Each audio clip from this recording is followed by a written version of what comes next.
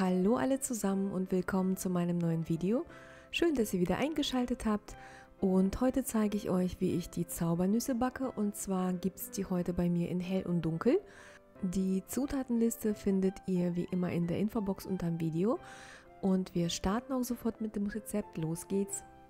Für den dunklen Teig nehme ich 250 Gramm weiche Butter, 100 Gramm normalen Haushaltszucker und 2 Eier. Die Eier sind zimmerwarm. Dann füge ich noch ein halbes Päckchen Backpulver, das sind 8 Gramm, 30 Gramm Kakao, 440 Gramm ganz normales Standardmehl und eine Prise Salz hinzu und verknete alles zu einem Teig. Das geht am besten mit den Knethaken eines Handmixers oder auch ganz einfach mit der Hand. Und das geht super schnell, der Teig ist schön weich, klebt aber nicht.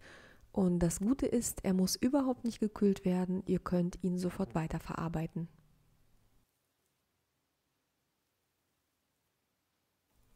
Und für den hellen Teig nehme ich 250 Gramm weiche Butter, 100 Gramm Zucker und 2 Eier. Auch hier sind die Eier zimmerwarm.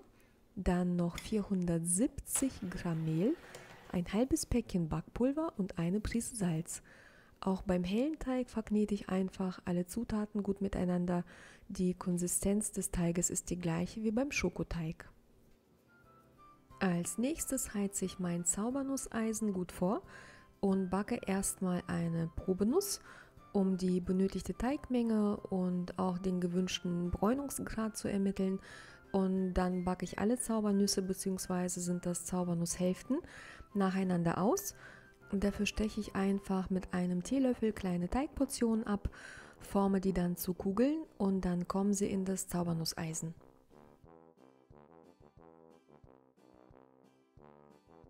Und so viele Zaubernusshälften sind es bei mir geworden, aber die Menge hängt natürlich von diesem Zaubernuss-Waffeleisen ab. Ich habe ein ganz altes Modell, also meins ist wirklich schon super alt und meine Zaubernusshälften sind etwas dicker. Die neuen Modelle sind da schon besser, muss ich ganz ehrlich sagen. Da sind die Zaubernusshälften etwas dünner und das heißt natürlich, man bekommt noch viel mehr raus. Ich möchte meins eigentlich schon länger austauschen, habe mich aber noch für kein bestimmtes Modell entschieden. Die gibt es mittlerweile mit Keramikplatten. Irgendwann hole ich mir ein neues. Das Gebäck lässt man erst erkalten und dann kann man es auch füllen. Heute fülle ich die Zaubernüsse mit gezuckerter Kondensmilch. Sie ist karamellisiert, also gekocht. Man kann sie auch selber kochen. Ich muss ganz ehrlich sagen, das tue ich schon seit Jahren nicht mehr. Ich kaufe die fertige. Die Farbe ist je nach Hersteller immer anders. Ich habe mich heute für die ganz dunkle entschieden.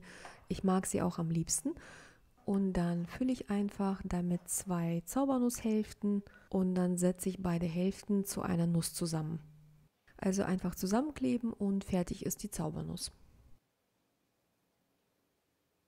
Man kann sie auch wunderbar mit Nutella füllen oder in den Supermärkten gibt es so eine Pistaziencreme oder so eine Mandelcreme, Spekulatiuscreme, was auch immer, was man so mag. Man kann auch in die Mitte der Zaubernuss eine Haselnuss setzen oder ein Stück von der Walnuss und dann noch die Füllung dazu.